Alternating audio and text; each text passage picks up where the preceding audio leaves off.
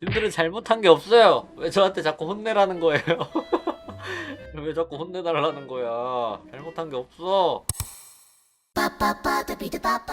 그림에 고쳐야 할 부분이 보이면 확실하게 혼내주세요. 그리면서 계획 짤 때 커다란 나무 밑에서 그림자 사이로 빛을 우선은 지금 어두운 톤으로 다 그늘이 져 있잖아요. 여기에서 일단 빛의 모양들, 스며들어온 빛의 모양들을 먼저 잡아주시는 게 포인트예요. 그냥 흩뿌려 주시는 게 아니라 빛의 모양들부터 잡아주세요. 밝은 색으로 잡아주셔도 돼요. 일단 가시적으로 빛의 모양들을 잘 잡아주시는 게 포인트입니다. 그리고 그 그림자나 빛이 머리 위에 떨어져 있다면은 머리에 입체를 생각하면서 떨어뜨려 주는 것도 좋은 방법이에요. 그럼 더 자연스러워지고요. 그리고 얼굴에다가 그 빛들을 떨어뜨릴 때요, 얼굴 쪽에는 약간의 의도가 필요해요. 막 이렇게 넣어버리면은 되게 애매해지거든요. 빛이 이런 코 같은 부분들 있죠. 그런 부분들에 자연스럽게 떨어지는 느낌들을 그림에다가 표현을 해주시면은 그 모양새들을 좀 더 자연스럽게 표현하실 수가 있어요.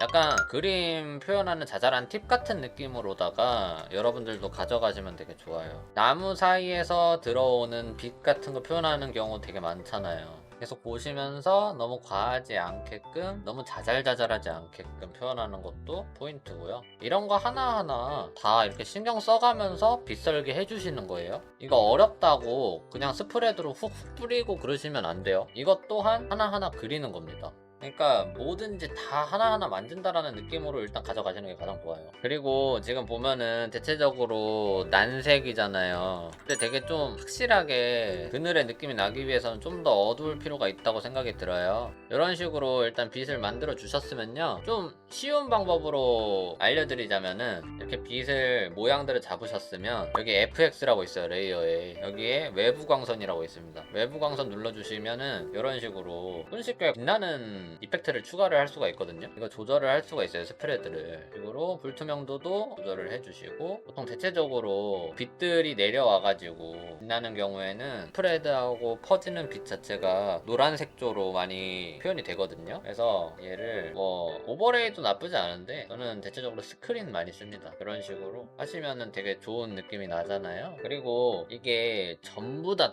그늘로 드리워져 있는 것도 좋은 방법이지만, 이 그늘이 나무로 인해서 드리워져 있다라는 정보성을 넣어주는 것도 좋은 방법이에요. 그래서 그늘이 진 부분과 밝아지는 부분을 명확하게 나눠주셔가지고 좀 더 극적으로 그림을 만들어줄 수가 있거든요. 여기저기 쓰시기가 되게 좋을 거예요. 되게 쉽죠? 이런 식으로 진짜 빛을 받고 있는 듯한 느낌이 되잖아요.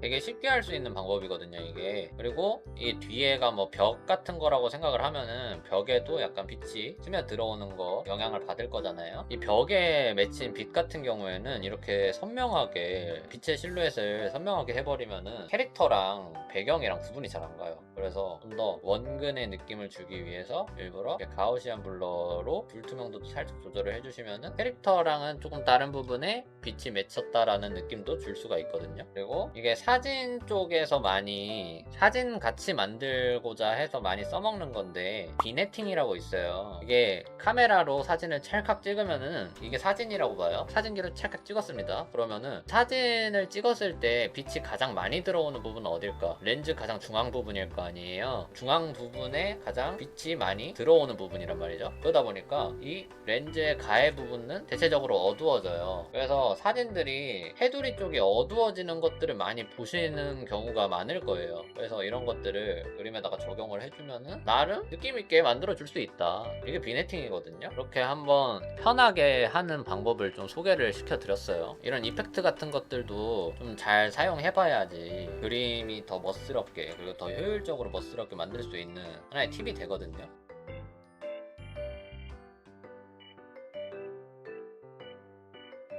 얼굴, 눈의 크기가 어떻게 되는지, 또 이번 어떻게 그리는지, 이 모작을 해보자. 모작 모작을 하고 외워버려요. 원래 처음엔 따라하는 게 맞아. 그리고 그림 그리시는 게 선 쓰는 게 좀 어려우시잖아? 그러면은 한번 제가 추천을 해드리고 싶은 방법이 있는데요, 선을 쓰지 말아보세요. 얼굴 그릴 때 선을 쓰지 마시고 이렇게 원을 하나 만들어요. 그리고 여기에서 얼굴형을 만들어봐요. 전 지금 반측면을 그릴 겁니다. 선으로 반측면 얼굴형 그릴 때는 그렇게 어렵더니 선 안 쓰고 그냥 이렇게 덩어리로 하니까 바로 잡히네? 너무 쉽잖아요. 여기에서 레이어를 하나 더 만들어요. 실수할 수도 있잖아. 여기다가 눈과 코와 입의 위치를 그려줍시다. 그러고 여기다가 레이어를 하나 더 만들어요. 디테일을 만들어줘요.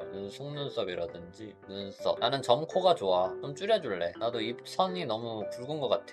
좀 깎아줄래. 눈의 모양을 다듬어 줄 거예요. 내가 그렸었던 이 얼굴형의 테두리를 선으로 따줄 거예요. 속눈썹 살짝 표현해 줄게요. 그러고 하이라이트 표현해줘 볼게요. 그리고 이 눈의 내부도 표현해주고 싶네요. 쌍꺼풀 묘사도 해주고 싶습니다. 그림자를 표현해줄게요. 턱을 좀 깎아주고 싶어요. 여기다가 머리카락을 그려볼게요. 트윈테일 미소녀가 그리고 싶어요. 일단 앞머리부터 그려줍니다. 그리고 옆머리도 그려줘요. 일단 못생기게 나와도 돼요. 좀 이따 깎아줄 거니까 우렛나루 그려줍니다. 앞머리가 좀 튀어나와 있는 게 실루엣적으로 이쁠 것 같아요. 우렛나루가 있으면은 귀가 있으면 자연스러울 것 같죠. 귀를 그려줍니다. 뒷머리를 표현해줘요. 트윈테일을 그린다고 했으니까 머리를 달아줘요. 트윈테일 머리를. 머리카락 한쪽은 원근을 느끼게 해주고 싶어서 좀 더 밝게 표현해줄 거예요. 트윈테일은 신데레 전유물이라 눈꼬리를 좀 더 새침하게 표현해줄게요. 좀 더 갸름했으면 좋겠어요. 깎아줘요, 턱을. 머리카락들이 너무 어두우니까 잠시 밝게 해줘요.